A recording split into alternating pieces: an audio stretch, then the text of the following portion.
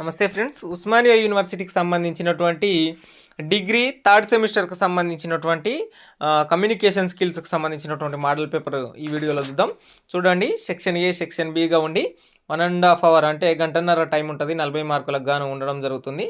BA, BSc, BCom, BSW, BBA ప్రతి group వారులకు Osmania university కింద ఉన్నటువంటి జనరల్ కాలేజ్, ఆటోనమస్ కాలేజీలకు ఈ విధంగా ఉండడం జరుగుతుంది.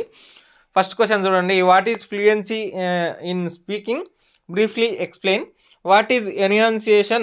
Explain its importance in communication. ఇక్కడ ప్రొనౌన్సియేషన్ అన్న ఎన్యున్సియేషన్ అన్న ఒకటే.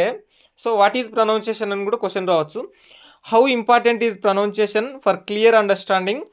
List the barriers of listening and explain on how they effect అని చెప్పి ఇవి షార్ట్ క్వశ్చన్లో కూడా 6 ఆప్షన్ ఉంటుంది.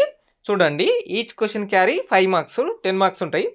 పార్ట్ బిలో 30 మార్క్స్ ఉండడం జరుగుతుంది, 3-4 రావడం జరుగుతుంది.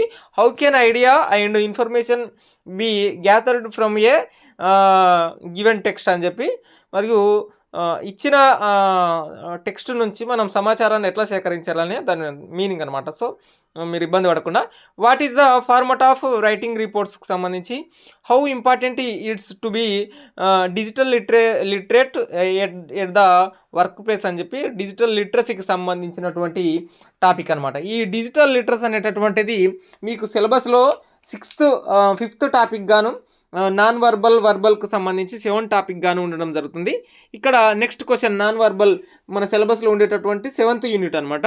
What are the advantages of using non verbal communication in professional spaces అని చెప్పి ఇవ్వడం జరిగింది. ఇక ఇది మోడల్ పేపర్కు సంబంధించినటువంటి ఉస్మానియా యూనివర్సిటీ కమ్యూనికేషన్ స్కిల్స్కి సంబంధించినటువంటిది.